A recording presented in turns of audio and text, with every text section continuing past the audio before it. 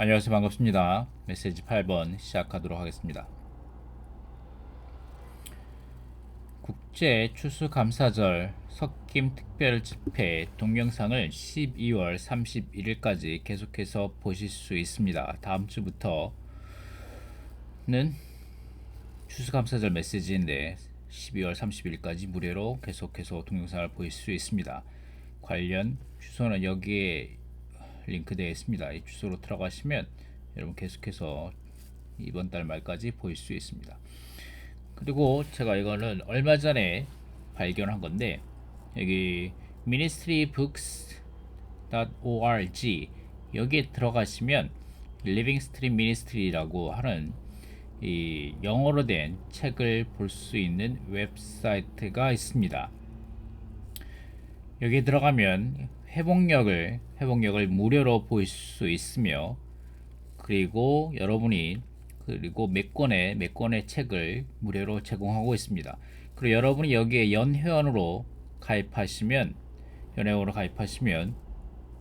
워치만 형제님 전집, 그 다음에 위트니스리 형제님 전집, 신약의 결론, 그 다음에 고봉의 말씀, 그 다음에 라이프 스타디가 볼 수 있었습니다. 여태껏 볼 수 있었는데, 저 최근에 며칠 전에 이게 있는지 알았습니다. 이것이 The Ministry of the World라고 해서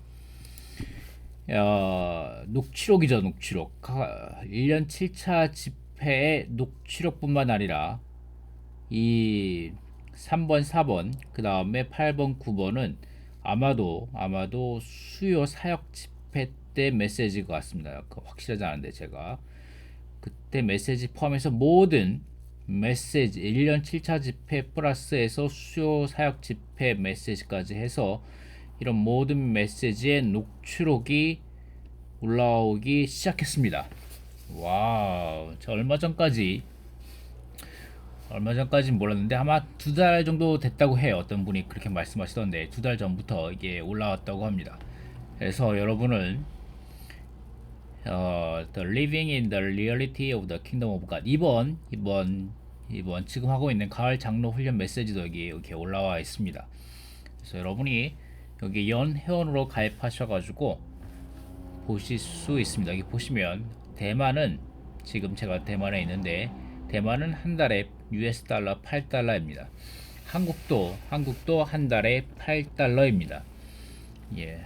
그래서 여러분이 진지하게 추구하고자 원하신다면, 그리고 여기에 검색 기능이 서치 기능이 아주 탁월합니다.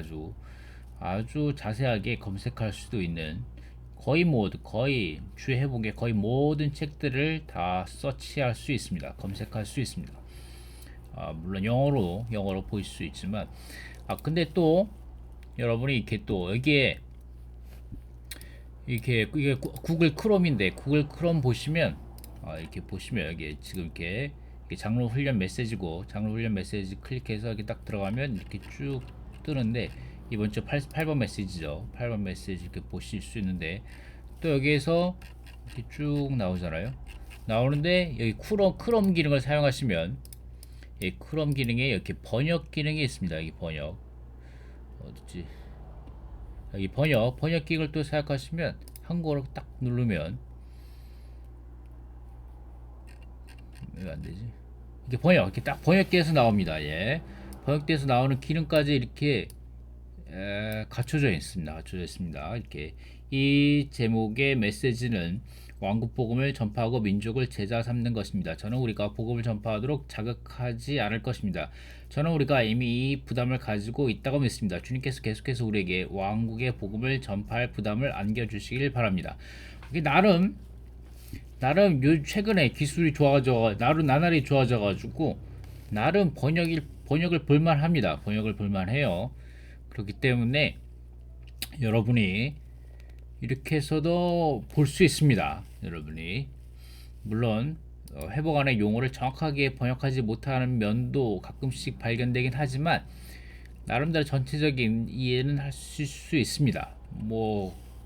그러다가 가끔씩 정확한 단어가 궁금하다 하면 다시 번역을 되돌리면 됩니다. 이렇게 딱 되돌려 가지고 보시면 이 단어구나. 이 단어 burden.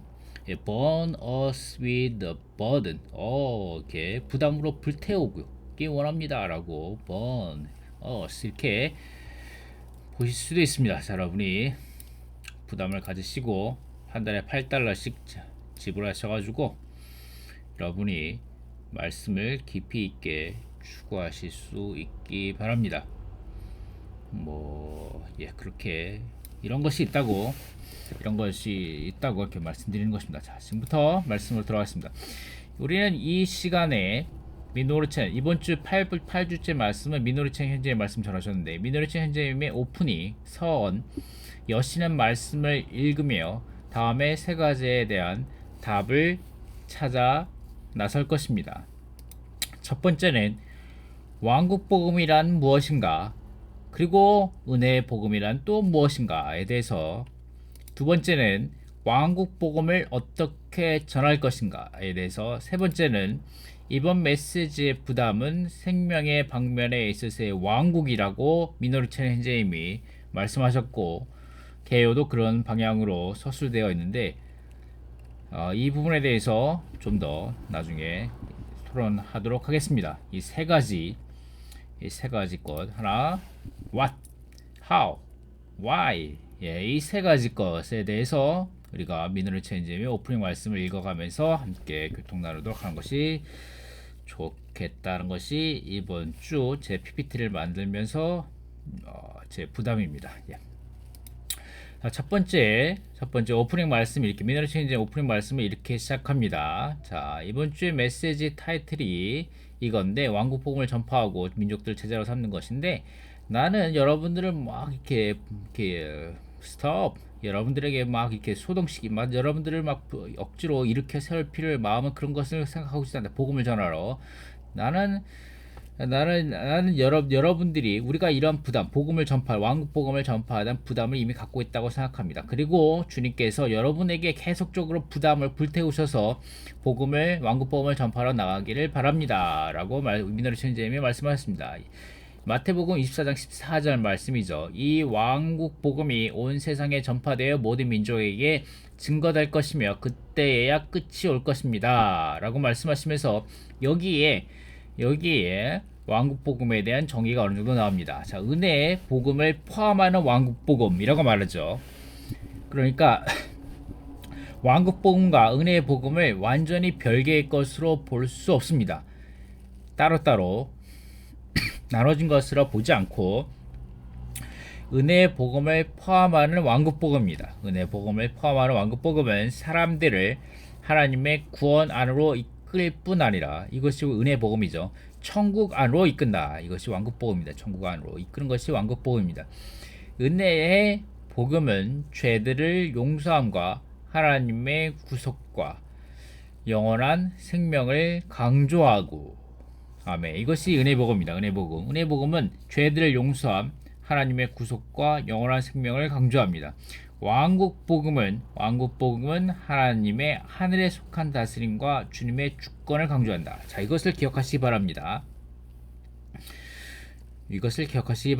왕국 복음은 하나님의 하늘에 속한 다스림과 주님의 권위를 강조합니다.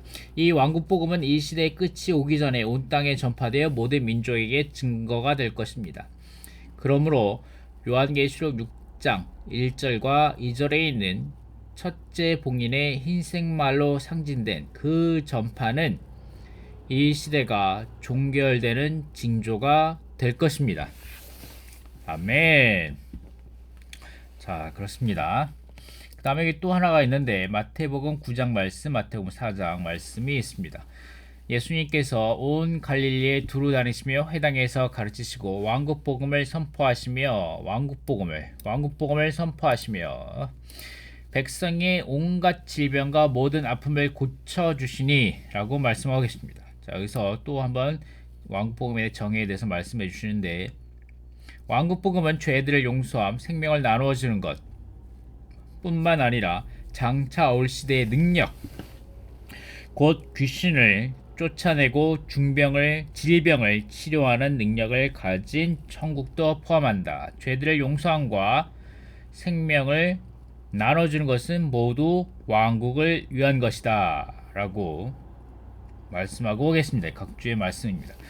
자, 이게 이렇게 여기에서 왕국 복음과 은혜 복음에 대해서 말씀해 주시는데 이것만으로는 약간 더 부족한 것 같아 가지고 좀 더 찾아보았습니다. 자, 여기 유튜브가 하나 있습니다. 유튜브 클릭 주소이고 포항교회 하나님께서 정하신 길이라고 하는 유튜브가 여기 이렇게 있습니다. 유튜브가 있는데 여기에서 어떤 형제님께서 이것에 대해서 말씀하고 계십니다. 은혜 복음과 그 다음에 왕국 복음과 그 다음에 영광의 복음에 대해서 이렇게 세 가지 복음에 대해서 형제님이 아주 잘 설명해 주시고 또한 이렇게 메시지도 밑에 더보기란에 올려놓으셨습니다. 그래서 여러분 시간 되시면 이 클릭 주소를 통하여 한번 들어가셔서 직접 보시기 바랍니다. 이렇게 간단하게 정리해서 올려놓은 게 있습니다. 이게 사도행전 20장 24절, 사도행전 20장 25절 말씀을 보면 그러나 나는 나의 달려갈 길과 내가 주 예수님께 받은 사역 곧 하나님의 은혜의 복음, 이 은혜의 복음을 말하는데 은혜의 복음을 엄숙히 증언하는 일을 마치기 위해서는 나의 목숨을 조금 더 귀한 것으로 여기지 않습니다. 보십시오, 내가 여러분 가운데 두루다니며 그 왕국을 선포하였으나 라고 말하죠. 말씀과 같이 은혜의 복음을 엄숙히 증언하였는데 이것이 또한 그 왕국을 선포했다고 말합니다. 아까 여기서 보셨던 것 같이 똑같은 각주죠. 맞죠? 네, 맞죠. 은혜의 복음을 포함하는 왕국 복음이라는 겁니다. 이것이 둘이가 분리된 것이 아니라는 거죠. 이것은 오순절에 사도들이 받게 될 유임인 사도들의 전파의 주된 주제가 하나님의 왕국일 것임을 증명한다. 하나님의 왕국은 사람의 눈에 보이는 물질적인 왕국이 아니라 신성한 생명의 왕국이다. 이것은 하나님께서 그분의 생명 안에서 다스리는 영역을 형성하기 위해 생명이신 그리스도를 믿는 이들에게 확산하시는 것이다. 예, 아주 중요한 내용이죠. 예. 자, 이렇게 은혜 복음과 왕국 복음을 들어가면서 여기서 은혜의 복음에 대해서 말씀하십니다. 은혜 복음에 대해서 쭉 이렇게 말씀하시고 정의에 대해서 있습니다. 사람이 회개하고 하나님께로 돌아와 주 예수님을 믿고 죄들이 용서받고 하나님의 생명을 영접함으로 하나님의 자녀들로 다시 태어나는 것을 기본 내용으로 한다 라고 말씀하고 계시고 두 번째는 예수 그리스도께서 마리아 태에 잉태되었을 때 은혜가 사람에게 왔다. 세 번째, 예수 그리스도께서 성육신 되셨을 때 은혜와 실제가 충만하였다. 네 번째, 예수 그리스도께서 죽음, 부활을 거쳐 생명 주시는 영이 되셨다. 다섯 번째, 영이신 주님이 우리 안에서 들어오시어 우리의 누림과 체험이 될 때 우리 안에 은혜가 있다. 여섯 번째, 은혜는 값없이 언제나 누릴 수 있는 것이다. 일곱 번째, 은혜 안에서 우리는 자라며 신격에서는 아니지만 생명과 본성 안에서 하나님으로 변화되어 간다 라고 말씀하십니다. 자, 여기 왕국복음, 두 번째 왕국복음에 대해서 말씀하겠습니다. 왕국복음은 은혜의 복음을 포함하며 사람들을 구원 안으로 뿐 아니라 왕국 안으로 이끈다.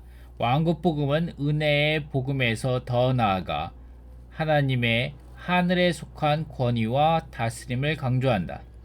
왕국복음은 이 시대의 끝이 오기 전에 온 땅에 전파되어 모든 민족에게 증거가 될 것이다 라고 말씀하고 계십니다. 두 번째, 신약에서 왕국복음은 주로 천국복음을 말하는 것이다. 침례자 요한의 첫 전파는 천국에 관한 것이며 주 예수님의 첫 전파도 천국에 관한 것이다. 주 예수님은 교회를 건축하겠다고 말씀하신 후 베드로에게 천국 열쇠를 주었다. 부활하신 주 예수님은 40일간 하나님의 왕국을 말씀하셨으나 산출된 것은 교회들임. 은혜 시대에 교회 생활 안에서 천국의 실제가 있음. 아멘. 교회 생활 안에는 값없이 은혜를 누리는 방면과 주님의 통치의 방면이 있음. 은혜 시대에 교회 안에 있는 천국의 실제와 천년 왕국의 하늘에 속한 부분인 천국의 출현을 합하여 천국이라고 한다. 자, 이것이 왕국 복음에 대한 정의라고 말씀하신 겁니다. 그리고 여기에 더하여 영원한 복음이 있습니다. 영원한 복음.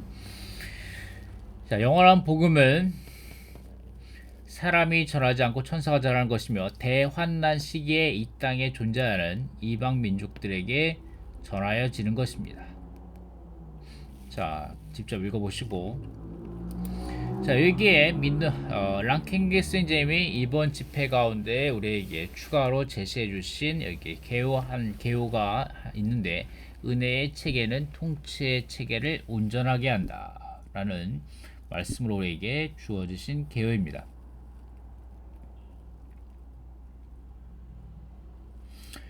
아멘. 이것도 여러분이 한번 직접 읽어보시기 바랍니다. 네. 자, 이렇게 해서 그리고 몇 가지 찾아보았는데, 교회 건축을 위하여 왕국을 훈련함이라는 책에서 이렇게 1978년 책에서 이렇게 말씀하고 계십니다. 우리는 왕국 복음을 전파한다라고 말씀하고 계시는데, 여기에 몇 소수의 믿는 이들이 하나님 그리스도를 위하여 배고파한다.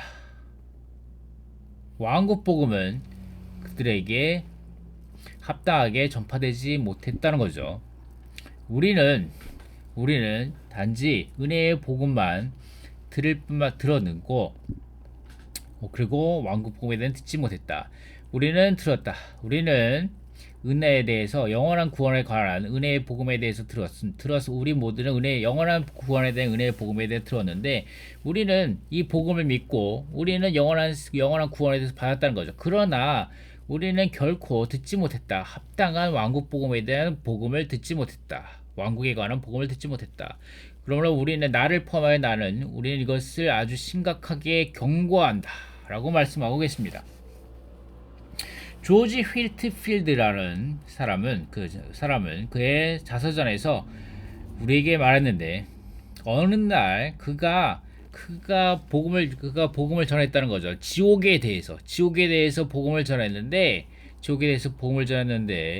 그 회중 가운데 있던 한 사람이 갑자기 통로 가운데로 뛰어가서 그가 소리치기 시작했다는 거죠. 소리치기 시작했다고 합니다. 나는 지금 막 지옥으로 떨어져 갈 것 같아 라고 막 소리쳤다는 거죠. 이것은 그 조지 휘트필드가 얼마나 지옥에 대해서 생생하게 복음을 전파했는 것에 대해서 보여주는 그림입니다.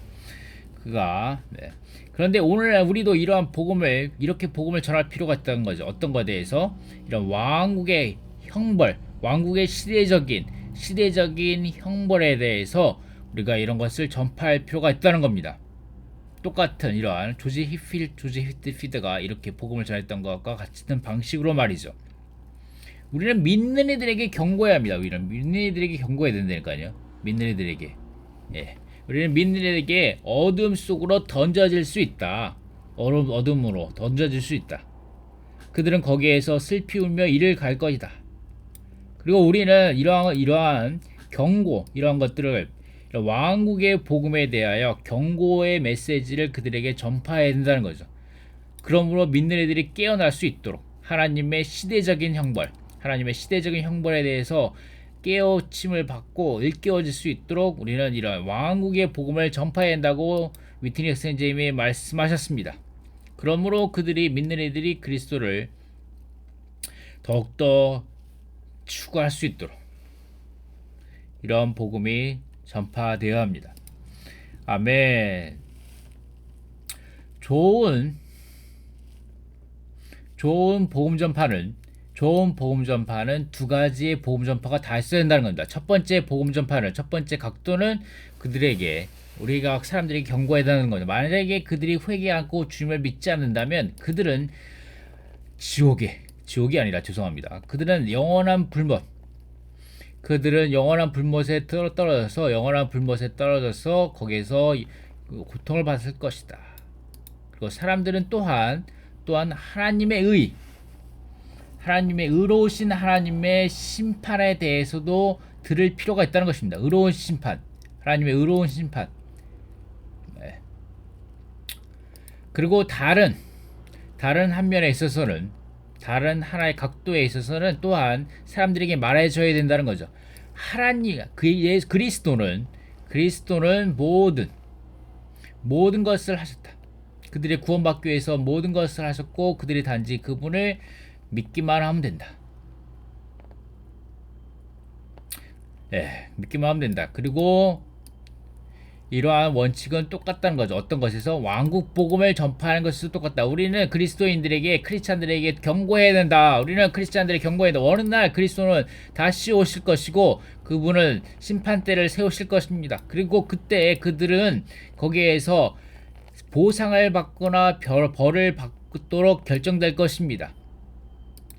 그들은 주님의 기쁨에 참여하도록 될 것인지, 아니면 바깥 어두움 가운데 던져질 것인지, 그들은 심판대에서 결정지어질 것입니다.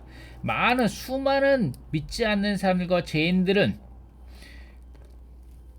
그 주님을 믿고 지옥에 대한 두려움으로 인하여 그들로 하여금 믿을도록 강요되어야 되고, 똑같은 방식으로 그리스도인들조차도 똑같이 그리스도를 추구하도록 강요되어야 된다는 겁니다. 그들 시대적인 형벌에 대한 두려움으로 말이죠. 그러므로 왕국의 약속은 보상이 될 수 있다는 거죠. 왕국의 약속은 보상이 된다는 겁니다. 그것은 커다란 인센티브가 된다는 겁니다. 인센티브. 왕국에 대한 보상의 약속은 추구하는 민들에게 인센티브가 될 수 있고, 그리고 그들은 이런 보상을 받는 것을 희망함으로 격려받을 수 있다는 거죠. 그리스도를 얻기 위하여. 그리고 또한 우리가 그리스도를 추구하도록 우리가 압박받을 수 있다는 겁니다. 또한 그리스도를 얻도록 우리가 격려받을 수 있다는 거죠. 우리는 모두 그리스도를 인하여 배고파야 합니다. 우리는 모두 그래야 합니다. 아멘. 우리가 그리스도를, 아멘. 우리는 이런 것에 대해서 무관심하면 안 됩니다. 나는 반드시 내가 고백할 수 있는 것은, 나는 이런 것에 대해서 엄청나게 많은, 위트니스 형제님은 이런 것에 대해서 엄청나게 많은 부담이 있다는 거죠. 나는 염려한다는 겁니다.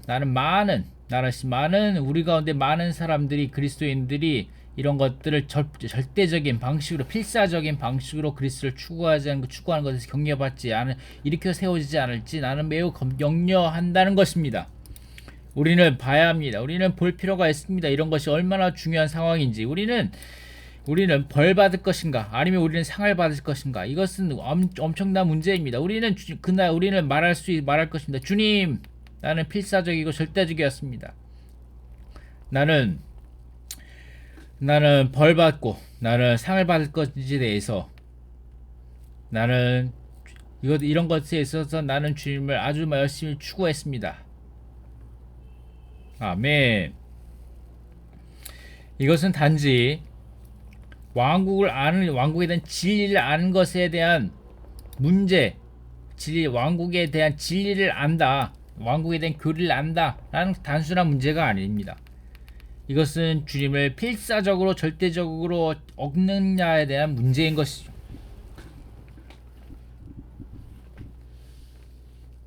우리는 그리스도께 물어봐야 합니다. 당신은 그리스도를 얻기 위하여, 우리는 그리스도를 더 많이 얻고 계십니까? 아니면 이건 당신의 어떤 변명도, 여러분 자신을 위해 어떤 변명도 할 수 없습니다. 그렇지 않다면 이렇게 말하면 안 됩니다. 주님, 나는 그것을 할 수 없었습니다. 나는 당신의 마태복음 5장, 6장, 7장의 그러한 당신의 왕국 헌법에 대하여 나는 그런 표준에 도달할 수 없었습니다. 주님, 나는 압니다. 당신 아시지 않습니까? 아무도 그렇게 할 수 없습니다. 내가 무엇을 어떻게 할 수 있었겠습니까? 주님 제발 나를 용서해 주세요. 나를 그렇게 말할 수 없다는 거죠. 우리는 오늘 우리 자신에게 그런 변명거리를 댄다면 당신은 할 수 없을 것입니다. 주님이 다시 오실 때 그 심판대 앞에서 그렇게 말할 수 없을 것입니다. 그런 변명거리를 말할 수 없을 것입니다. 오늘 그때는 어떤 변명도 할 수 없습니다. 당신은 여러분 자신을 변명한다면 주님은 말씀하실 것입니다. 내가 내 자신을 너에게 보여주지 않았는가? 나는 충분한 은혜이지 않았, 차고 넘치는 탁월한 모든 것을 충족하는 은혜이지 않았는가? 그러나 너는 나를 추구하는 것에서 충분히 배고팠는가? 라고 주님이 우리에게 말씀하실 것입니다. 그럼 우리가 무엇을 말할 것입니까? 우리는 조용하게 될 것입니다. 아멘. 우리는 왕국 복음이 절실하게 다가오기 원합니다. 자, 계속해서 민노리 체인지의 말씀을 읽겠습니다. 자, 주님이 다시 오실 때 어떤 징조들이 있는데 그것은 이스라엘의 나라가 재건축되거나 아니면 이스라엘의 예루살렘이 회복되거나 아니면 성전이 다시 세워진다는 것이죠. 그리고 또 하나가 있는데 이 땅 끝까지 왕국 복음이 전파되는 것입니다. 이것이 시대가 종결되는 징조라는 거죠. 아멘. 그러나 여기에 우리가 이러한 사역의 이런 왕국에 대한 사역의 말씀의 발전에 대해 이렇게 쭉 본다면 우리가 깨달아 할 것이 하나 있는데 그것은 이 왕국에 대한 진리가 점진적으로 계속하여 발전돼 왔다는 것입니다. 특별히 위트니스 형제님이 미국에서 사역하실 때 그랬다는 거죠. 위트니스 형제님은 중국에 계셨을 때, 미국에 가시기 전에 중국에 계셨을 때 위트니스 형제님이 주의 회복 안에 들어오기 전에 1932년에 주의 회복에 들어오기 전에 중국에서 형제회를 만났다는 거죠. 형제회의 가르침 가운데에서 이러한 왕국에 관한 진리에 대해서 많은 것들을 얻으셨다는 것입니다. 배우셨다는 거죠. 거기에 대해서 많이 빛을 보셨고, 그리고 후에 형제님이 다시 워치만 형제님을 만나시고, 그리고 나서 더 많은 것에 대해서 빛비침을 받았다는 겁니다. 근데 워치만 형제님은 또한 이런 왕국에 대해서 로버트 거벳 아니면 DM 펜튼에 대해서 이런 왕국에 대해서 많이 특별하게 도움을 받으셨습니다. 그리고 형제님은 왕국 복음에 대해서 더 많이 빛을 보셨죠. 특별히 1972년에 로스앤젤레스 컨퍼런스에서 형제님은 왕국에 대하여 말씀하셨습니다. 이 왕국에 대해서 말씀하실 때 형제님은 특별하게 이 왕국을 생명의 관점에서 우리에게 많이 열어주셨습니다. 아멘. 그렇기 때문에 감사합니다. 아멘. 의심할 바 없이 이 왕국의 이해에 있어서 우리는 형제회로부터 많은 것들이 밝혀졌습니다. 형제회를 통하여. 그리고 다른 많은 것들이, 그리고 또한 시대주의적인 그 관점에 있어서 우리는 많은 이해를 얻었습니다. 시대주의의 관점의 문제에 있어서 이런 것에 초점을 맞추는 것에서 많은 도움을 받았죠. 여기에서 우리는 하나님의 왕국, 하나님의 경영, 하나님의 경륜, 그 다음에 하나님의 안배, 그 다음에 하나님의 그분의 뜻을 수행한 것을 위해서 하나님의 경륜과 하나님의 안배에 있어서 우리는 많은 것들에 대해서 회복하였고, 그리고 하나님의 경륜의 문제를 이해하는 것에 있어서 우리는 이 시대주의 문제를 이해할 필요가 있다. 디스펜세이션, 이 분배의 문제를 분배의 문제를 이해할 필요가 있다는 거죠. 분배의 문제, 분배의 문제를 이해할 필요가 있는데, 그런데 이런 것들은 우리가 이런 분배의 이 합당 분배의 문제를 합당하게 이해하기 위해서는 합당하기 위해서 우리는 형제로부터 많은 도움을 받았는데, 특별하게 이런 시대주의 가르침으로 통하여 이런 분배의 문제를 합당하게 이해하게 됐다는 거죠. 우리가 이런 것들에서 우리는 이런 것들을 아주 많이 잘 회복하였다는 것을 생각합니다. 근데 여기서 teaching of dispensationalism, 시대주의적 관점이 시대주의의 가르침이 나옵니다. 시대주의 가르침, 이 부분에 있어서 나중에 좀 더 보도록 하겠습니다. 자, 먼저 dispense가 뭐냐? dispense, 분배. dispensation은 분배인데, dispense는 분배하다, 나눠주다 하고 라는 것이다. 근데 여기에서 뭐냐면 저울에 달아서 어떤 약을 처방 조제하다라는 것입니다. 이 dispense라는 말은 원래는 이 저울에서 나온 말입니다. dispense는 이 로마 시대 때 사용했던 저울입니다. 이것은. 그리고 이러한 로마 시대 때 옛날에 한국에도 이런 저울을 사용했었죠. 한국에서도. 근데 로마 시대 때도 이러한 저울을 사용했다고 합니다. 이런 추도 사용하고. 그래서 심지어는 레위기에 이런 말씀도 있죠. 너희는 재판할 때나 길이나 무게나 양을 잴 때에 불의를 저질러서는 안 된다. 너희는 바른 저울과 바른 추와 바른 에바와 바른 흰을 사용해야 한다. 이 저울과 추기는 무게를 재는 단위이고, 바른 에바와 흰은 아마도 양을 잴 때 사용하는 단위입니다. 자, 이렇게 레위기에도 이런 말씀이 나오는데, 자, dispense는 다루다, 나누어 주다로부터 나오는 말입니다. 무게를 달아 분배하다. 그래서 지불하다. 그래서 밖으로 매달아서 무게를 달다. 매달아서 추를 매달아서 무게를 달다. 지불하다. 이 무게를 단 만큼 지불하다. 그런 뜻에서 나온 거죠. 이것이 dispense입니다. dispense에서 나온 거고, dispensation은 여기에서 똑같이 이 단어 dispense에서 나와가지고, 근데 여기서 특별하게 신학적 의미로는 하나님이 그의 목적을 세우고 인간에게 자신을 나타내는 방식 혹은 계획을 의미한다. 이 부분이 중요합니다. 하나님이 그분의 목적을 세우고 인간에게 자신을 나타내는 방식 혹은 계획이라는 거죠. 하나님이 그분이 무엇인가를 잘 재가지고 시대마다 잘 재가지고 그분의 특정한 하나님의 경륜, 하나님의 목표를 이루어 나가신다는 거죠. 자, 여기 이카남이라는 단어 뜻도 있고 해서 회복 안에서 64년에 하나님의 이카나미, God, The Economy of God, 하나님의 경륜이라는 책에서도 1964년에 출간하신 하나님의 경륜이라는 책에서도 하나님의 경륜은 분배다, 하나님의 분배다라고 말씀하시고, 하나님의 경륜은 단순하게 그분 자신을 인성 안에서 그분 자신을 분배하시는 것이다, 분배하시는 그분의 계획이다라고 말씀하고 계십니다.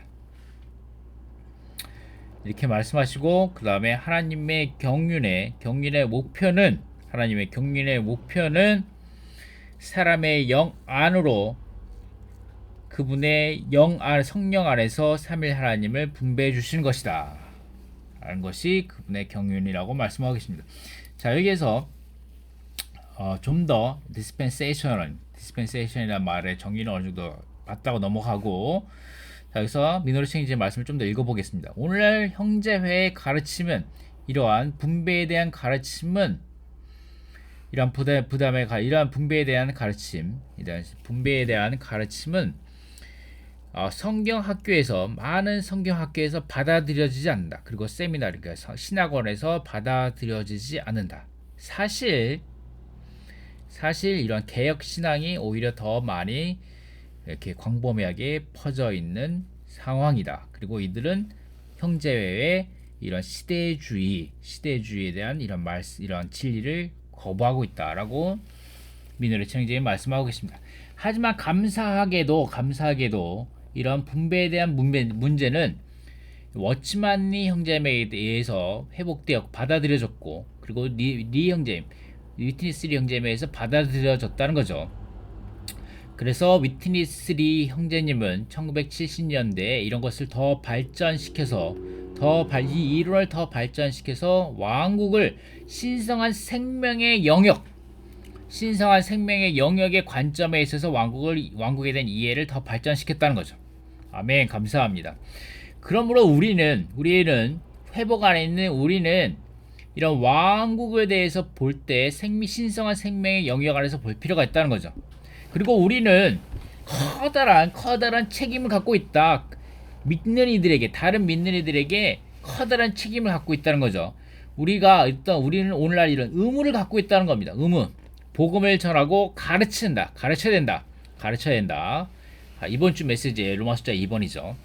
그리고 로마서자 1번이고 전파하고 가르쳐야 된다. 이러한 문제를 단지 죄인들에게만이 아니라 복음을 듣지 않은 죄인들에게만이 아니라 그리스도인들에게 어떤 그리스도인들이냐? 생명의 관점으로부터의 왕국에 대해서 보지 못한 그리스도인들에게, 믿는 이들에게 우리가 이러한 생명의 관점에 있어서의 왕국을 합당하게 전파하고 가르쳐야 될 의무가 있다. 자, 이것입니다. 이것이 이번 주의 메시지의 중점입니다. 이것이 메시지의 중점.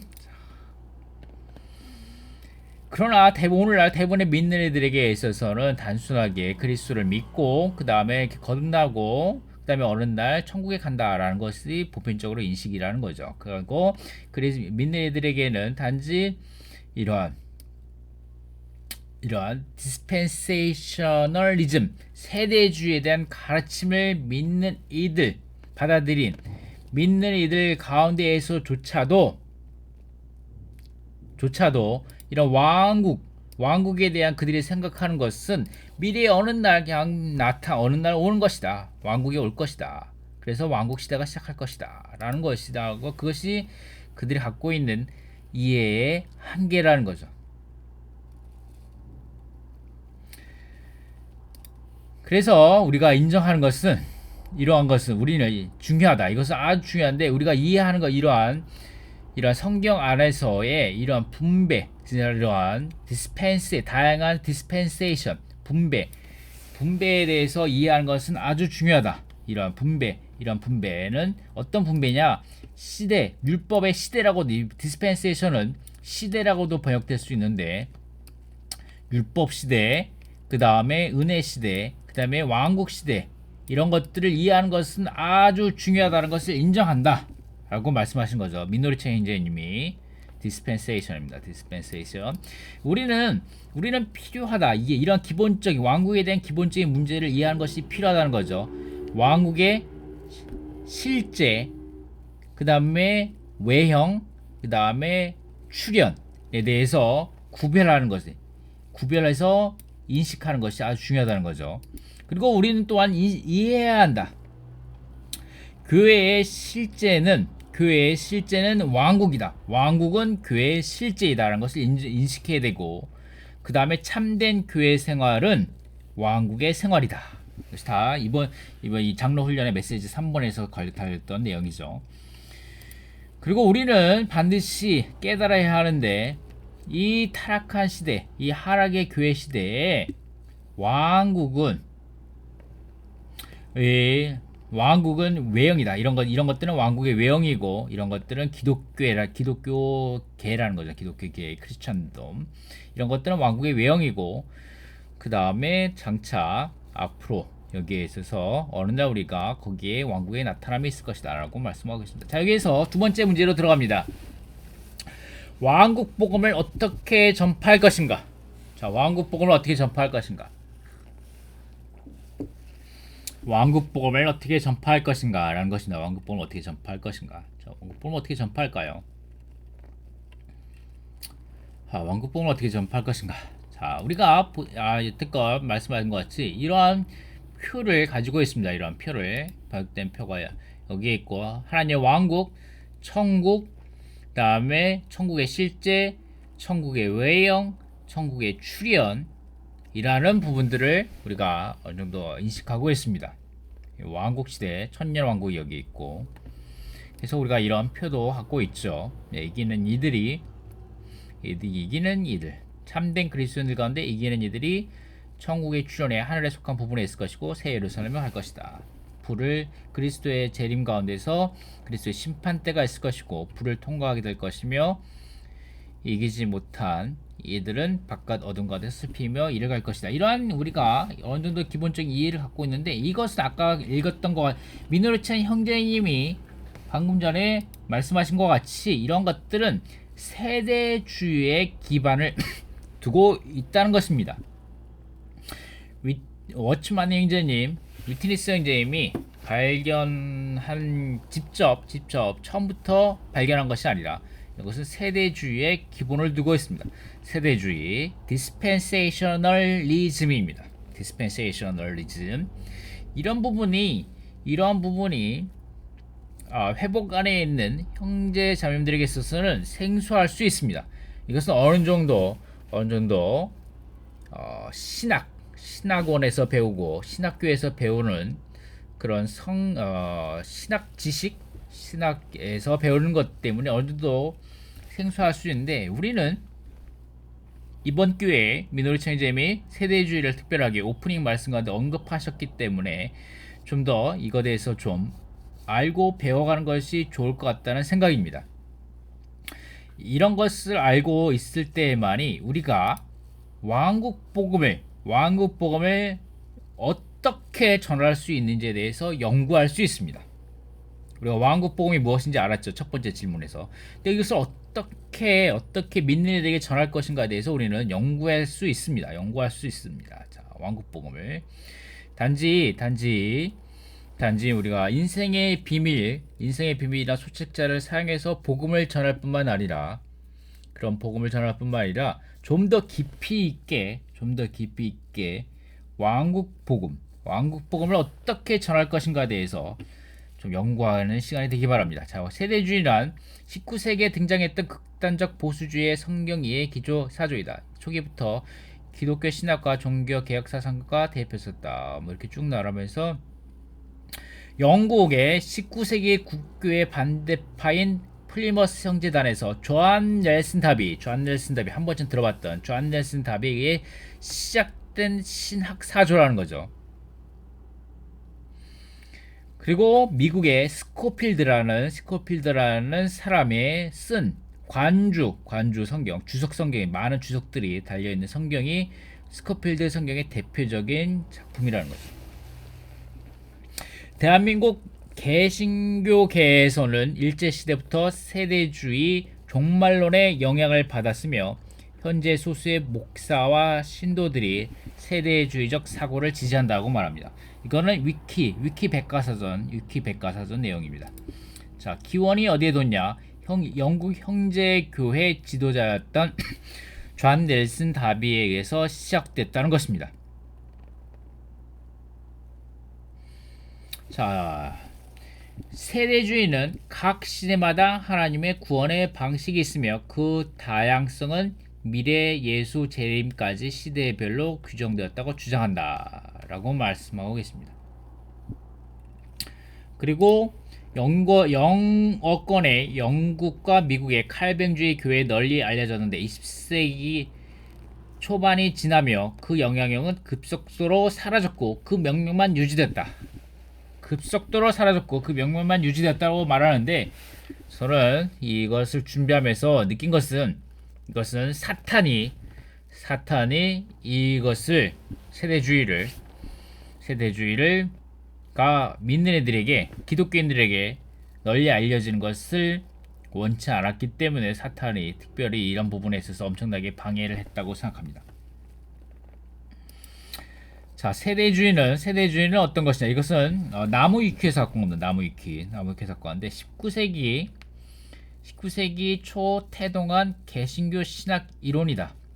역사를 몇 개의 파트로 나누어 각 시대마다 하나님의 구원 방식의 차이가 있다고 가르친다. 그 7파트는 이러는 것이다. 그러며 그때마다 하나님의 통치 방법이 다르며 인간에게도 다른 책임이 주어진다고 본다. 세대주의는 현재를 은혜 시대로 보며 십계명 등 율법을 지키는 것보다는 오직 회개하고 믿음으로 돌이키는 것뿐이 중요하다고 강조한다. 주장한다. 세대주의의 특징은 다음과 같다. 첫 번째, 성경의 문자적 해석 주장. 두 번째, 이스라엘과 교회를 구분하여 이스라엘 회복과 다윗의 왕국 회복을 주장한다. 세 번째, 인류의 역사를 일곱으로 분류 및 각 세대별로 구원 방법이 다름을 주장한다. 7년 대환란 전 휴거설과 이중 재림 주장. 저희 지방교회 저희 회복 안에서도 이 부분을 대부분 다 그대로 받아들입니다. 자, 시대별로 나눈다는 거, dispensational schemes. 세대주의를 어떻게 나누냐? 7가지, 8가지로 나누기도 하고 4단계로 나누기도 하고 3단계로 나눈다고 한다는 것입니다. 3단계로 나누면 율법시대, 은혜시대, 왕국시대로 나뉘고 그 다음에 7개, 8개 나누면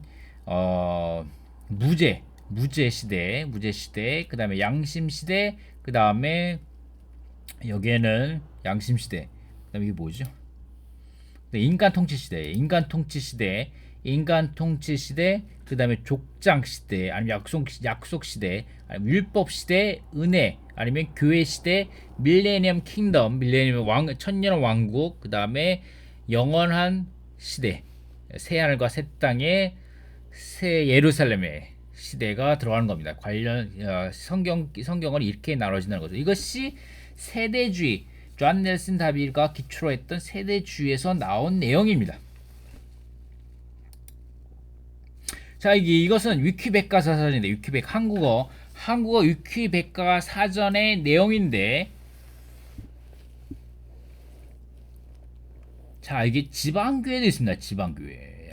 이게 지방교회도 있습니다. 세대주의를 따르는 자들이라고 하면서 지방교회도 있네요. 자, 이것이 사실입니다. 이것이 사실이고, 자, 근데 세대주의의 문제점이 있습니다. 세대주의의 문제점을 봐야 되는데, 문제는 극단적 종말론이다. 극단적 종말론. 교묘하게 더 나아가서 여기서부터 보겠습니다. 실제로 주 예수 그리스도의 가르침 중에 종말을 준비하는 삶을 사복음서에서 공통적으로 포함하고 있다. 예수님도 이 시대가 끝이 올 것이다 라고 많이 말씀하시죠, 복음서에서. 그래서 종말을 염두에 둔 영적인 삶을 강조하는 것 자체가 신학적으로 문제가 있는 것은 아니다. 그런데 거기서 교묘하게 사탄이 교묘하게 이 부분을 파고든 거죠. 사탄이 더 나가서 즉각적인 예수의 재림이나 세상의 종말을 말하고, 역사적으로 이런 일이 많이 있었죠. 언제 몇 월 며칠 종말이 일어날 것입니다 라고. 그 주장의 근거로 근래에 일어나는 사건들을 성경의 특정 예언 내용들과 결부시켜 해석하거나, 더 나아가서 특정 날짜나 시간을 그때로 선언하는 등의 문제를 일으키는 패턴이 많이 보인다. 역사적으로 많이 이런 일이 많았습니다. 미국에도 많았고 한국에도 많았죠. 이 극단적 종말론이야말로 세대주의가 가진 문제의 대다수라고 말할 수 있다. 그 신앙적인 권위를 예수 그리스도나 성경보다는 그 세대주의적 해석을 가진 예언자, 신학자, 목자, 교주에게 더 부여하는 입장을 취하게 하는 경우에까지 이르는 문제를 일으키기도 한다.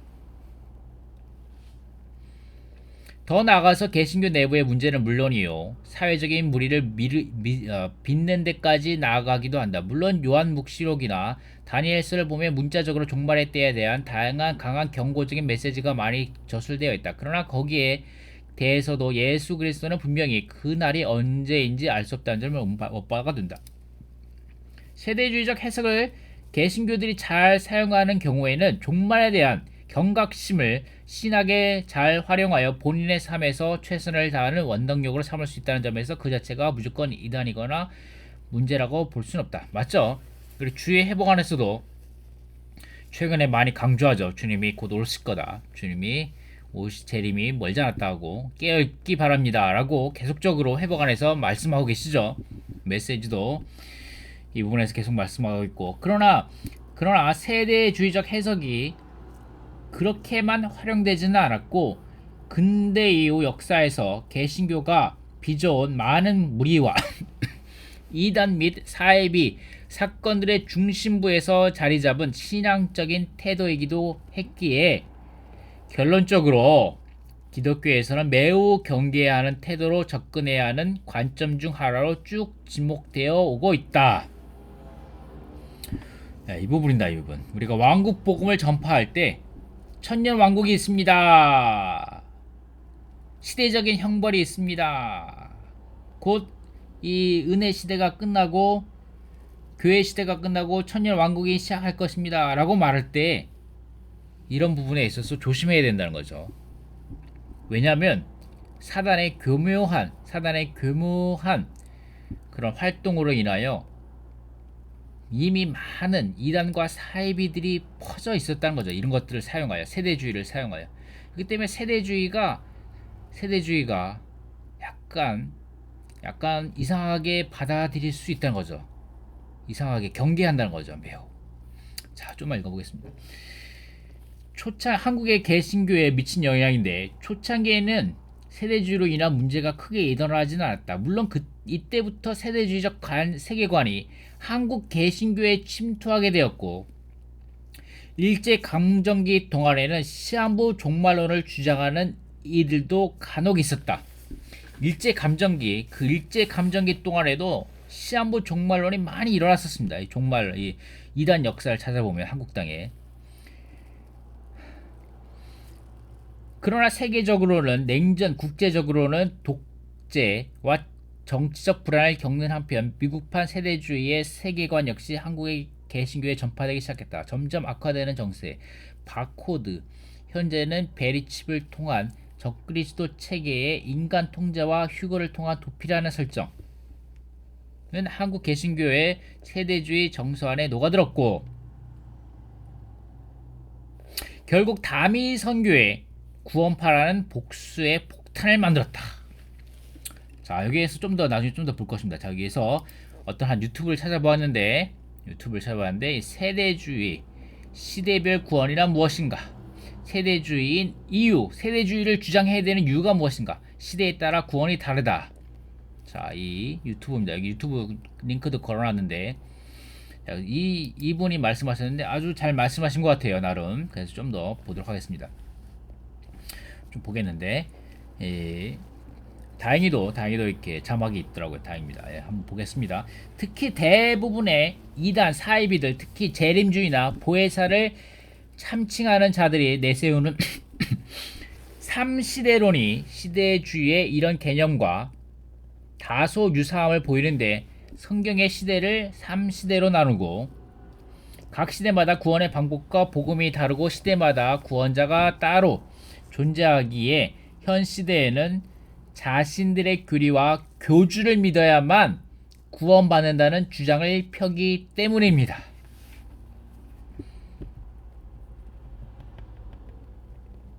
자, 이 부분이 중요합니다. 어떤 분들은 사람들이 많이 있게, 너희들 지방교회들은 그 위트니스 워치만과 위트니스가 너희들의 교리고 교주냐라고 이렇게 우리를 비판하기도 하는데, 이런 부분이기 때문에 아주 어렵다는 거죠.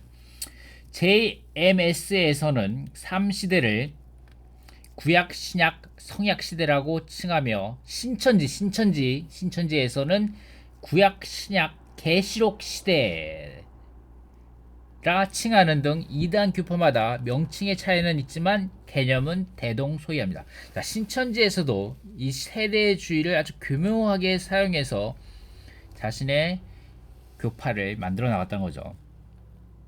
자, 이런 7세대가 있는데, 스코필드 주석 성경 기준으로는 인류 역사가 7세대로 나눠지는데, 간략하게 풀면 에덴 동산 시대, 홍수 이전 시대, 홍수 이후 시대, 족장 시대, 출애굽 후 모세 율법 시대, 초림 후 은혜 시대, 천년 왕국 시대입니다 라고 말하고 있고, 각각의 시대마다 하나님께서 인간을 다스리시고 구원하시는 방법에 차이가 있다는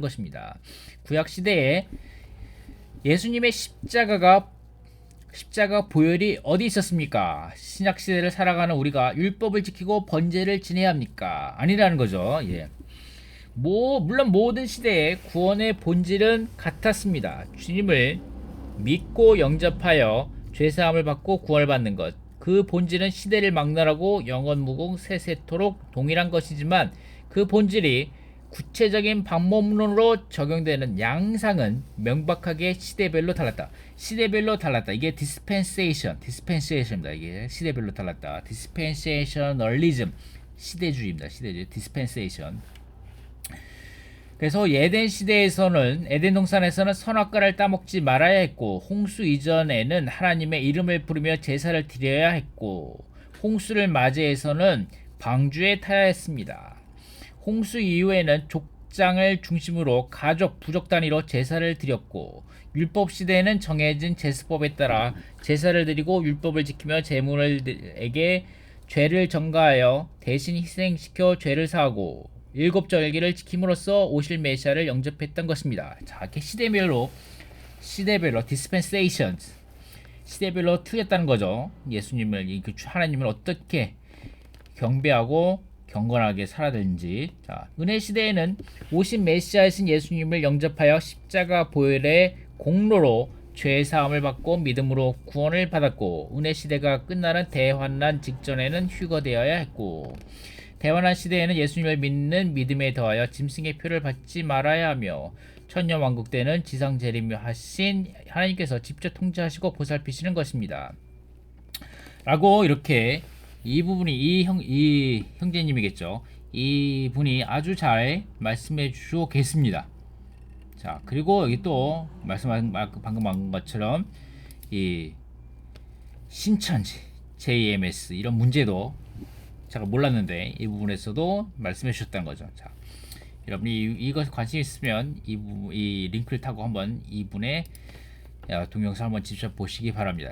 세대주의가 이런 것이고 왜 우리가 세대주의를 알아야 하냐? 우리가 JMS인지 신천지인지 오해하는 사람들이 있다는 거죠. 왜냐하면 왕국 복음을 전파할 때 우리는 천년 왕국을 말하기 때문이란 거죠. 그렇기 때문에 우리가 이 세대주의에 대해서 어느 정도 인식하고 있어야 되니까요. 심지어는 이 온누리 선교 교회라고 말하는 유동근 이분도 세대주의와 다비 역사 교회라고 말하면서 다비와 존 넬슨 다비와 워치만 형제님과 위트니 형제님을 함께 묶어서 비판하고 계십니다. 자, 이런 부분에 있어서 우리가 합당하게 대처해서 말할 수 있으려면 우리가 세대주의가 무엇인지 어느 정도 인식을 갖고 있어야 한다니까요. 자, 여기에 또 서울 솔로몬 학교 성경연수원이라는 곳에서 어떤 분이 이렇게 또 말씀하고 계시는데 이분도 어느 정도 여기 링크 있는데 어느 정도 이렇게 잘 말씀하신 것 같아요. 세대주의 역사와 경륜의 성경적인 정의라고 말씀하시면서 물론 이분이 잘 말씀하고 계시지만 물론 미노리 청장님이 강조하셨듯이 생명의 관점에 있어서의 왕국을 말하는 것은 아니죠. 거기에서는 부족함이 있죠. 자, 어쨌든 좀 보도록 하겠습니다. 세대에 따른 하나님의 계획과 목적, 하나님의 말씀을 공부하는 사람은 반드시 세대에 따른 하나님의 계획과 목적을 알아야 한다. 그렇지 않으면 성경을 해석하는 데 있어서 혼란에 빠지게 될 것이다. 자, 이 유튜브를 진행하시는 형제님께서 사용하시는 파워포인트를 캡처한 것입니다. 자, 이 클라렌스 라킨이라는 이분께서 이렇게 말씀하셨다는 거예요. 이분이 아주 정확한데 이 부분이 하나님의 말씀을 공부하는 사람 반드시 시대에 따라 하나님의 계획과 목적을 알아야 한다는 거죠. 그렇지 않으면 성경을 해석하는 데 있어서 혼란에 빠지게 된다. 성경을 해석하시는데 이 부분을 기억하셔야 합니다. 이 부분. 자, 성경을 나누어 공부해야 하는 이유가 있는데 성경을 나누어 시대별로 은혜 시대, 천년 왕국 시대, 그 다음에 새 예루살렘, 새 하늘과 새 땅 시대 이렇게 나누어서 공부해야 되는 이유가 있는데 성경이 친히 나누어서 말씀하시기 때문입니다. 이 원칙을 무시하면 성경은 모순투성이가 된다. 이 원칙을 그대로 발견하고 수용하여 공부하라. 나누면 성경 전체는 오히려 조화롭게 보인다라고 말씀하셨다는 거죠. 또 이분은 피터 럭크만이라는 부분도 형제님도 말씀하셨는데 참된 성경 교사라면 학생들이 진리의 말씀을 올바로 나누어 공부하도록 인도해야 마땅할 것이다. 그러나 오늘날 신학교의 실상은 그렇지 못하다라고 말씀하고 있습니다.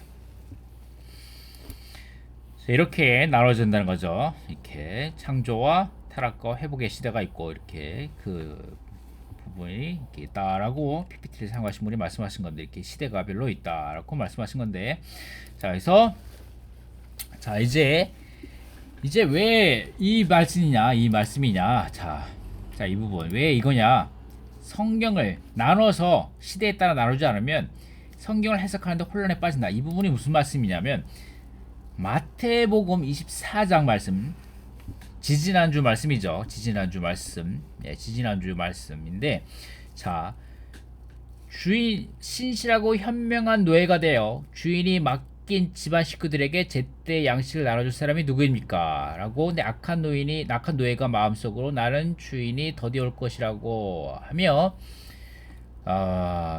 동료 노예들을 때리기 시작하고 험담하고 비판하고 판단하고 정죄하고 술꾼들과 어울려 먹고 마신 다음에 심지어 교회를 떠나서 세상으로 나간 사람들 예기치 않은 날 알아채지 못하는 시각에 그 노예의 주인이 와서 그를 엄하게 처벌하고 위선자들이 받을 벌을 내릴 것이니 거기서 슬피움에 이를 갈게 될 것이다 라고 말하는데 이 부분을 믿지 않는 이 악한 노예가 믿지 않는 사람이다. 믿지 않는 사람이기 때문에 그가 벌을 받는 거고 그가 슬피우며 이를 가는 거다. 어둠 가운데서 라고 해석한다는 거죠. 많은 믿는 이들이 왜냐 이들이 세대주의를 모르기 때문에 천년 왕국이라는 이 기간을 모르기 때문에 이렇게 말한다는 거죠. 그런데 각 주에 보면 집안 식구들은 교회를 구성하는 믿는 이들이고 악한 노예도 구원받은 믿는 이라는 거죠. 예. 그래서 주님께서 임명하셔서 집안 식구들에게 제때 양식을 좀 주십시오라고 이 악한 노예를 임명했다는 거죠. 그리고 그가 주님을 나의 주인, 악한 노예가 주 예수님을 나의 주인이라고 불렀고 믿지 않는 이가 그렇게 부를 수 없다는 거죠. 믿지 않는 이가 어떻게 주 예수님이라고 부를 수 있겠습니까? 그리고 더디 오실 것이다 라는 것을 믿었다는 사실, 오실 것이라는 걸 알았다는 거죠. 우리 주 예수님을 오실 것이라는 걸 알았다는 거죠. 야, 자 그리고 또 이 부분을 세대주의가 아니면 해석이 안 된다는 거죠.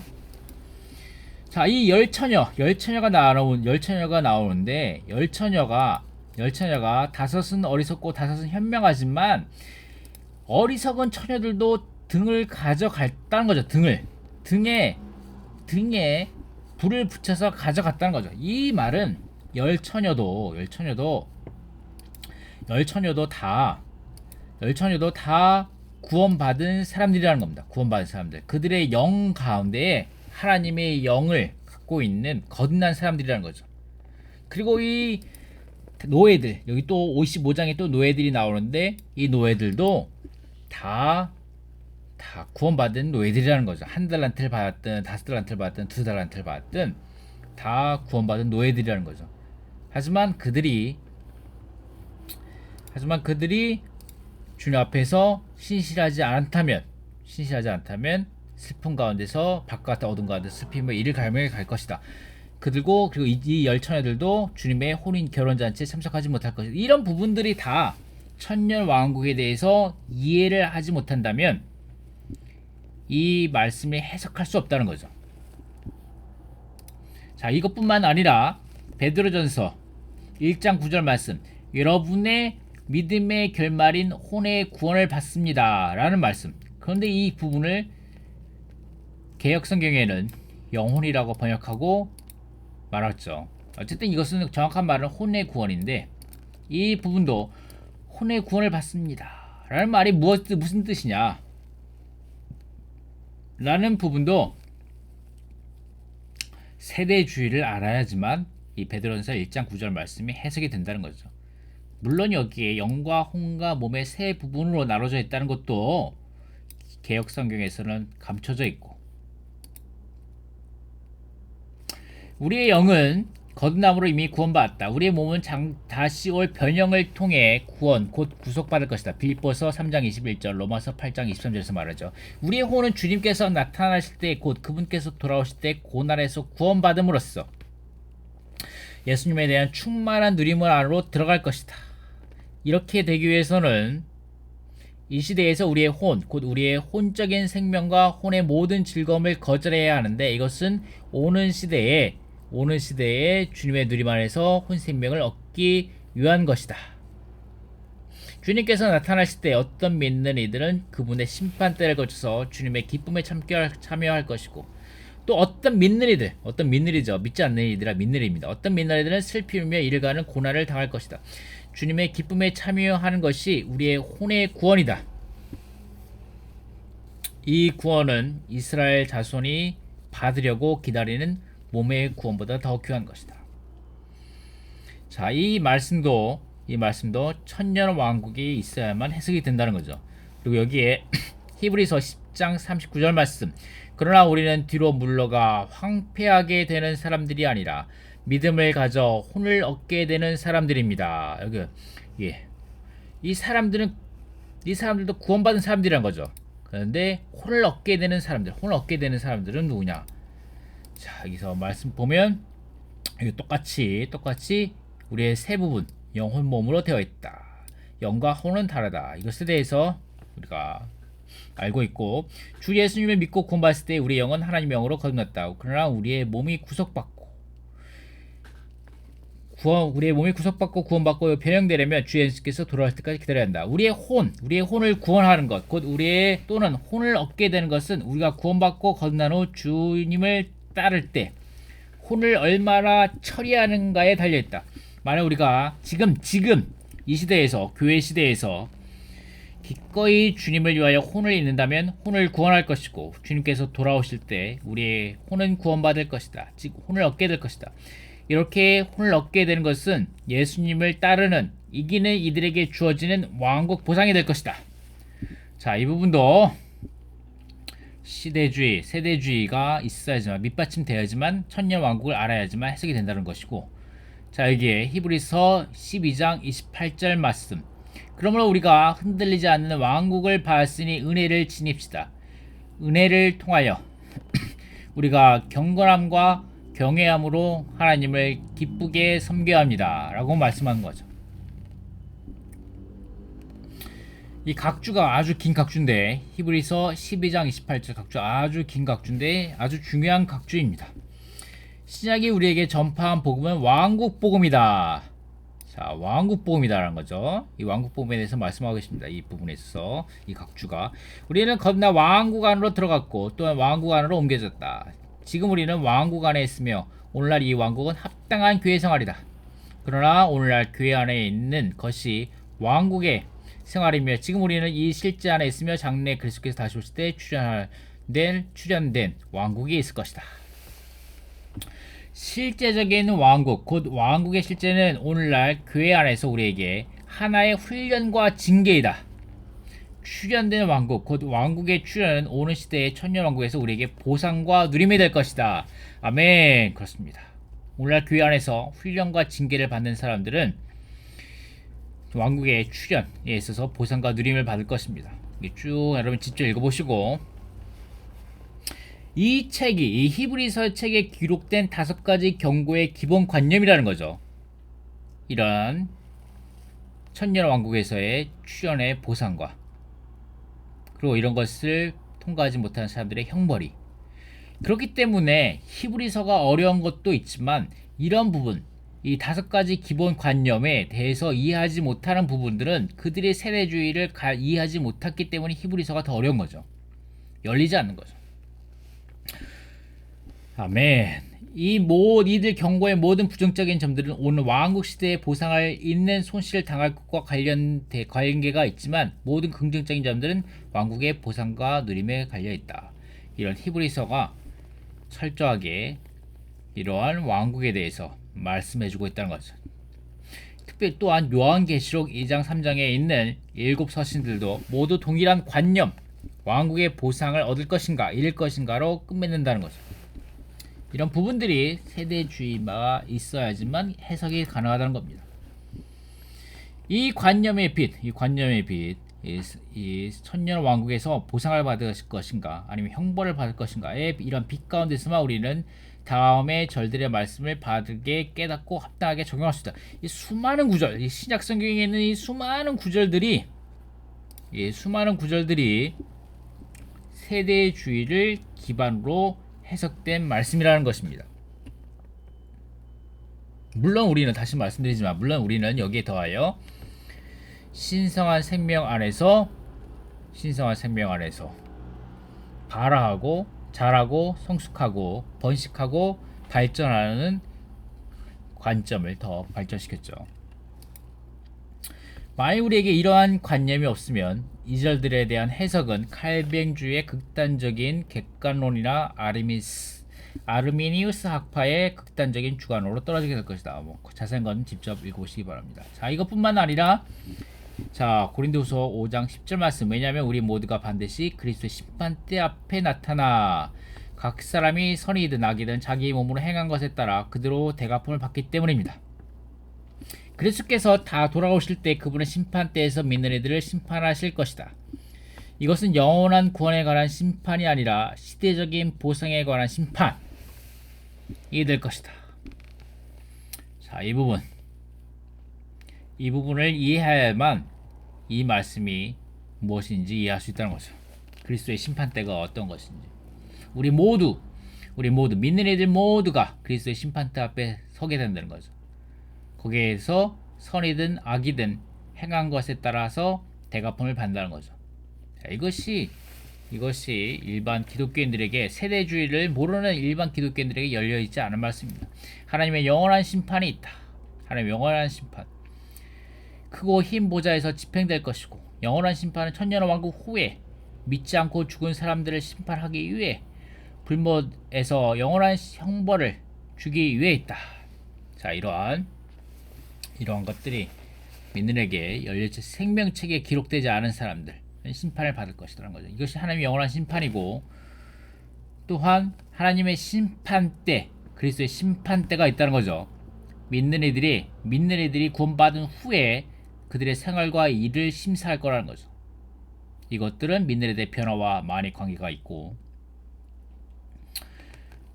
이 부분들 천년 왕국 전에 그리스도께서 돌아오신 직후에 부활하시고 휴거된 모든 믿는 이들을 심판한다는 거죠. 천년 왕국에서 보상이나 형벌을 주게 했을 것이다. 로마서 14장 말씀. 우리 모두 하나님의 심판대 앞에 서게 될 것입니다. 믿는 이들 모두 하나님의 심판대 앞에 서게 될 것입니다.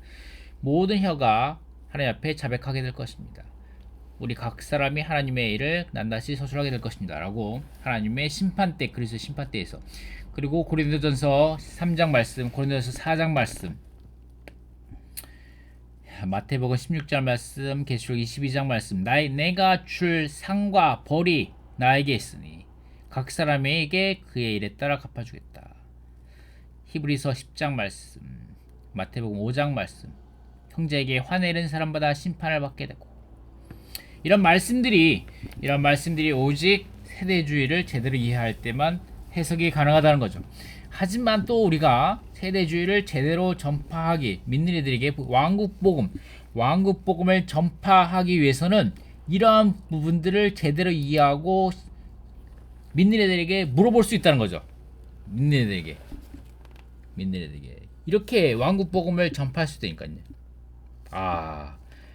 기독교 안에 있는 사랑하는 형제여, 당신은 이 마태복음 5장 10절의 말씀이 무엇이라고 해석합니까? 어떻게 보십니까? 라고 말을 할 수 있다는 거죠. 우리 모두가 반드시 그리스도의 심판대 앞에 선다는데, 이 그리스도의 심판대는 무엇이겠습니까? 라고 물어볼 수 있고,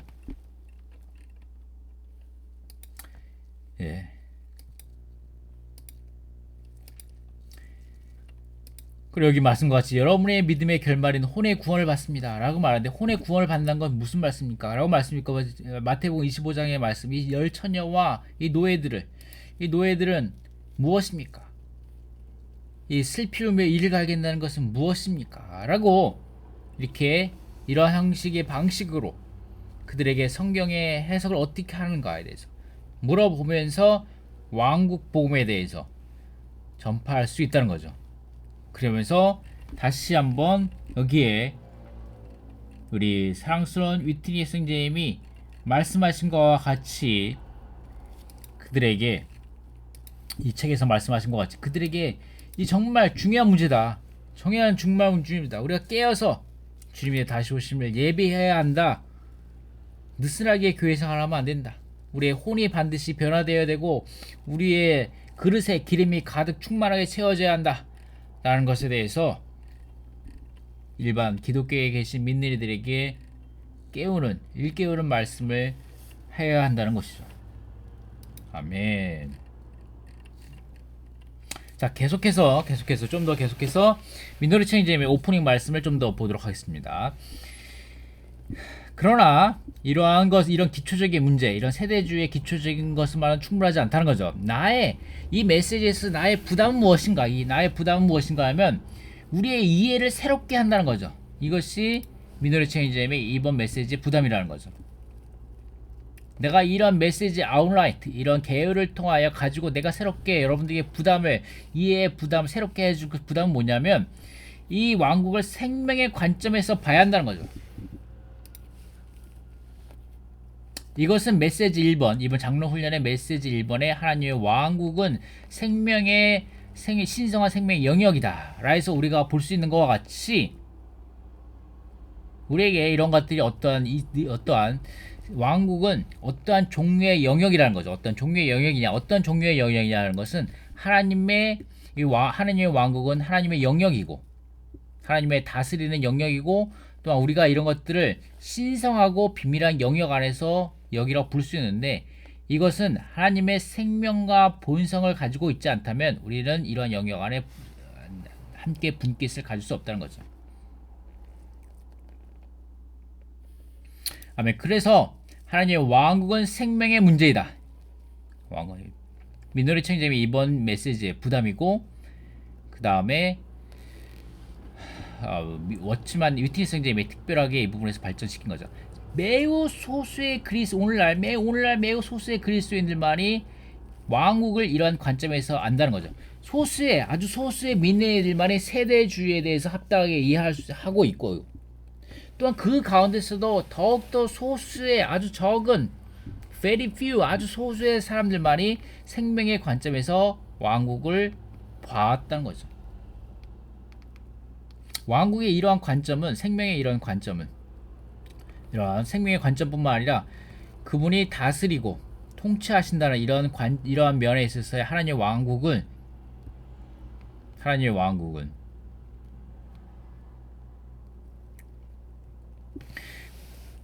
아주 이런 것들은 하나님의 기본적인 요소라는 거. 왕국의 기본적인 요소는 생명의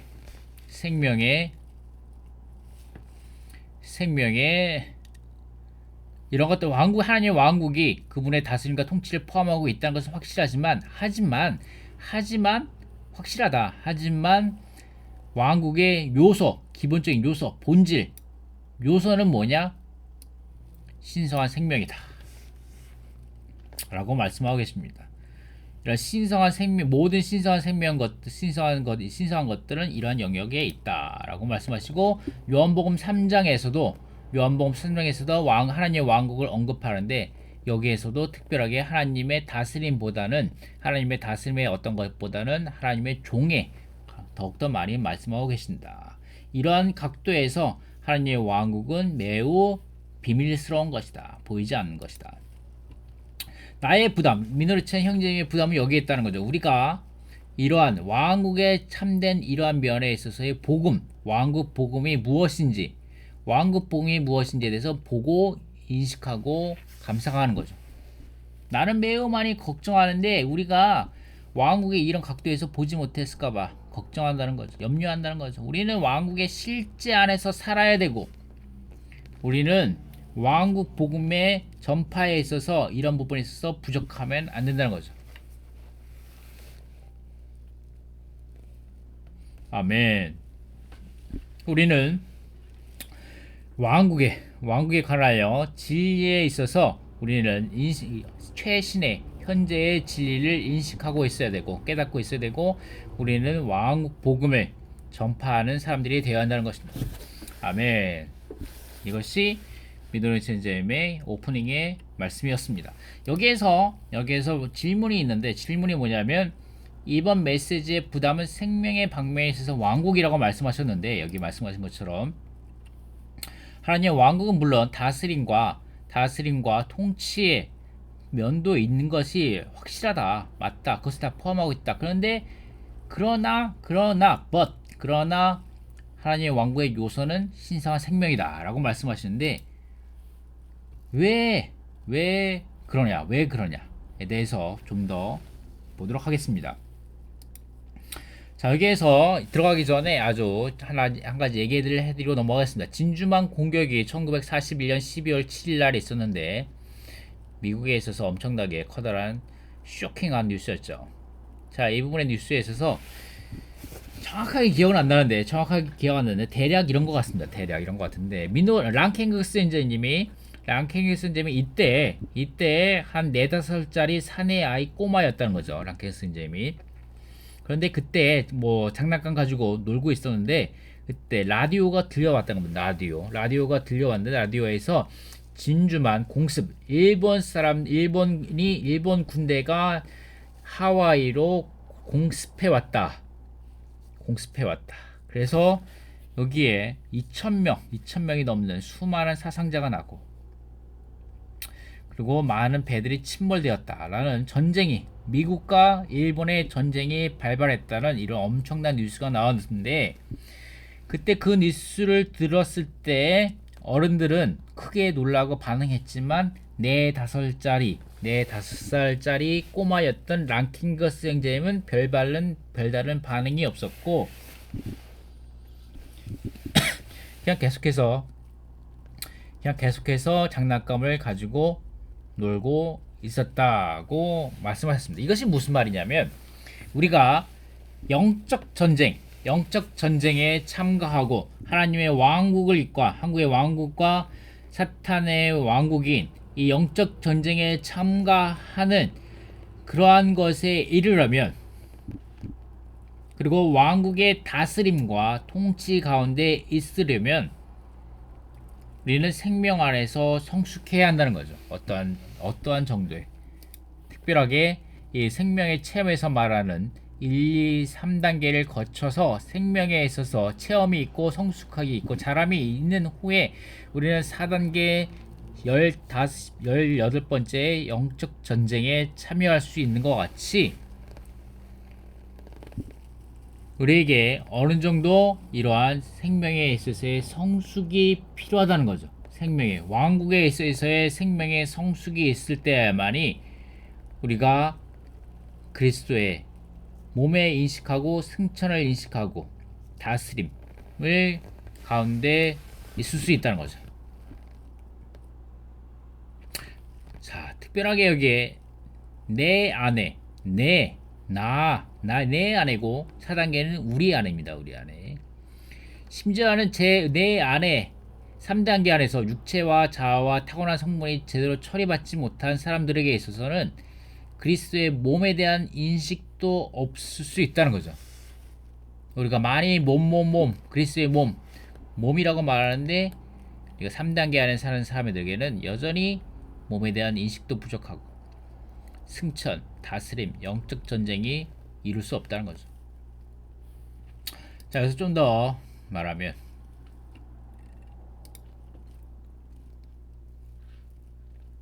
그렇기 때문에 우리는 잘못된 것 같은데 그렇기 때문에 우리는 육체와 자아와 타고난 성분을 처리해야 되고 아멘 성숙에 이르러야 합니다. 자, 여기서 보면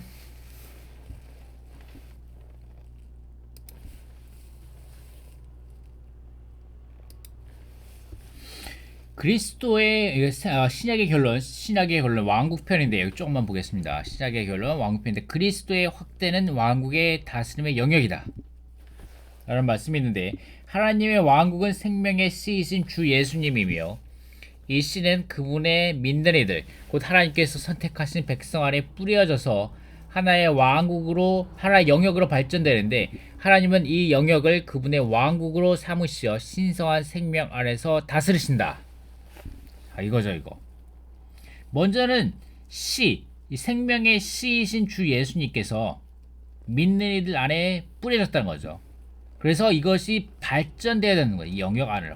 우리 영 안에서, 우리 혼 안에서, 우리 생각과 감정과 의지 안에서, 우리 온 혼 안에서 발전되셔서 그 영역 안에서 그분의 왕국을 삼으시어 우리의 온 마음, 우리의 온 혼을 왕국으로, 그분의 왕국으로 삼으시어 신성한 생명 안에서 다스릴 수 있다는 거죠. 우리가 잘하지 않는다면, 우리가 성장하지 않는다면 하나님은 우리 안에서, 생명 안에서 다스릴 수 없다는 거죠. 자, 하나님의 왕국은 또한 특별한 방식의 하나님의 통치라는 면인데, A번입니다. A번. 생명이라는 의미에서 하나님의 특별한 방식 하나님의 통치인데, 생명의 의미에서 우리는 하나님의 왕국이 먼저 일반적인 방식의 그분의 통치를 보았다. 이러한 방식의 통치에서 하나님은 권위와 능력으로 그분의 창조물을 다스리신다. 하나님의 왕국은 또한 생명이라는,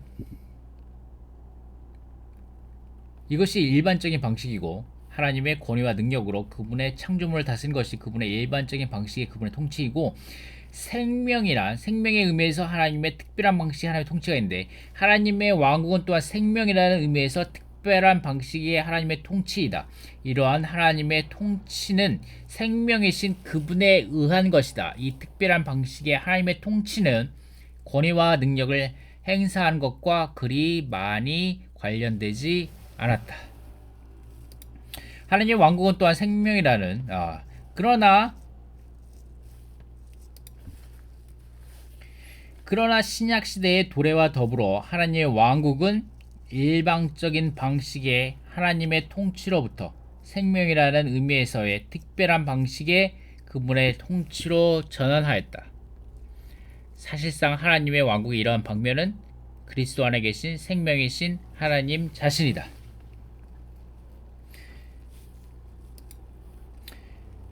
요한복음 3장에서 니고데모에게 하신 주님의 말씀, 생명이라는 의미에서의 하나님의 통치를 계시한다. 하나님의 통치가 있는 곳인 하나님의 왕국은 들어갈 수 있는 신성한 영역이며, 이 영역에 들어가려면 신성한 생명이 요구된다. 신성한 생명만이 신성한 일들을 깨달을 수 있다. 그리고 B번에서는 그리스도께서 생명의 씨이신 방면에서 말씀하고 계십니다.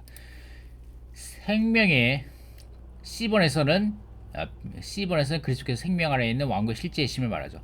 생명이라는 의미에서 특별한 방식의 하나님의 통치인 하나님의 왕국에서 그리스도는 생명 안에 있는 왕국의 실제이다. 이것은 누가복음 7장에 게시되어 있다. 그분은 하나님께서 선택하신 백성 안에 뿌려져서 하나님의 통치의 영역으로 발전되시는 하나님의 왕국의 씨이다. 그러니까 생명이 먼저라는 거죠. 생명이 먼저이고, 생명이 자람으로 통치의 영역으로 발전되신다는 거죠. 이 씨가 하나님의 통치에 참여하고 신성한 영역 안에 있으려면 우리는 신성한 생명이 필요하다. 이 부분이 결정적입니다. 자, 우리가 하나님의 왕국을 생각할 때, 일반적으로 하나님의 왕국을 생각할 때 통치, 다스림, 하늘에서의 다스림, 권위, 이런 것들을 생각하는데, 우리가 그런 것 안에 있으려면, 그러한 영역 안에 하나님의 통치에 참여하고 신성한 영역 안에 있으려면 우리에게는 신성한 생명이 필요하다는 거죠. 이 부분입니다. 이 부분. 예. 하나님의 왕국은 먼저는 능력과 권위에 의한 일반적인 방식의 하나님의 통치이고, 그 다음에 생명이라는 의미에서 특별한 방식의 하나님의 통치이다. 이제 우리는 두 번째 방면에 천국에 이르렀다 라고 말씀하시면서, 이 부분이죠. 이 부분 우리가 마태복음 7장 21절에서 말씀과 같이 나에게 주님 주님이라 하는 사람이라고 다 천국에 들어가는 것이 아니고 다만 하늘에 계신 내 아버지의 뜻을 행하는 사람이라야 들어갑니다. 라고 말씀하신다는 거죠. 근데 하나님의 뜻을 어떻게 알 수 있냐? 하나님의 뜻을 어떻게 알 수 있냐라는 것은 아까 이 부분에서 말씀했습니다. 신성한 생명만이 신성한 일들을 깨달을 수 있다는 거죠. 하나님의 뜻이 무엇인지를 깨달으려면 우리에게 신성한 생명 안에서 어느 정도 자람이 있어야 된다는 거죠. 그럴 때만 하나님의 일들을, 하나님의 뜻들을 알 수 있고, 그럴 때만이 하나님의 통치, 하늘에서의 다스림, 권위 아래 복종하며 살 수 있다는 거죠. 이것은 능력이나 권위의 문제가 아니라 하나님의 생명의 완전한 표현의 문제이다. 천국의 요구들, 가장 높은 요구들, 곧 가장 높은 생명인 하나님의 생명이 필요한 요구들이다. 하나님의 왕국은 생명의 씨이신 주 예수님이며, 이 씨는 그분의 믿는 이들, 곧 하나님께서 선택하신 백성 안에 뿌려서 하나의 영역으로 발전되는데, 하나님은 이 영역을 그분의 왕국으로 삼으시어 그분의 생명 안에서 다스리신다는 거죠. 그렇기 때문에 우리가 다스린 생명 안에서 하나님의 다스림 가운데 살기 원한다면, 하늘의 다스림 아래 살기 원한다면, 우리가 생명 안에서 씨앗이 뿌려져서 발전되어야 하고 한다는 거죠. 정리하면 하나님의 왕국은 신성한 생명과 신성한 종의 영역인데, 이 영역은 두 방면으로 볼 수 있다는 거죠. 그의 생명의 방면과 하나님의 영원한 왕국의 방면, 하나님의 영원한 왕국의 생정의 방면으로 보시는데, 둘 다 그리스도의 증가이고 성경은 먼저 왕국을 제시하고 그 위에 교회를 제시한다는 거죠. 왕국이 있을 때 교회가 산출된다.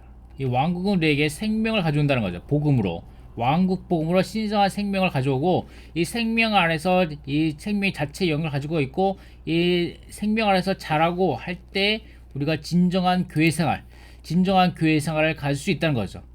그럴 때 이 진정한 교회 생활 가운데에서 우리가 권위가 행생되는 하나님의 영역 가운데 있을 수 있는 거고, 그럴 때 그 영역 아래서 다스림과 통치와 징계와 훈련을 받을 수 있다는 거죠. 생명이 자랐을 때만이 그럴 수 있다는 겁니다.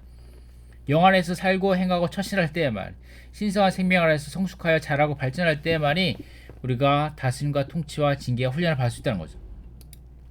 그럴 때 교회는 왕국을 다시 이끌어온다는 겁니다.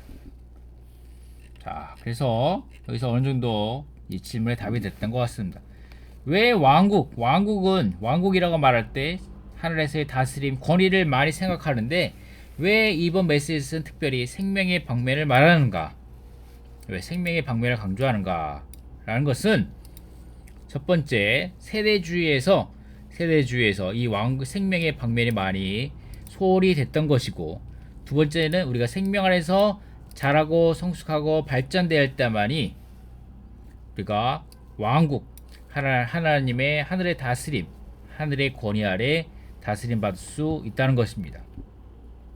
자, 이렇게 해서 미노리첸 형제님의 오프닝 말씀을 가지고 이 세 가지 질문에 답하게 되었습니다. 첫 번째, 왕국복음이란 무엇인가? 왕국복음을 어떻게 전할 것인가? 그 다음에 세 번째, 왕국의 생명의 방면에 있어서 말씀하신가에 대해서 질문이 어느 정도 됐다고 생각합니다. 긴 시간 들어주셔서 감사합니다.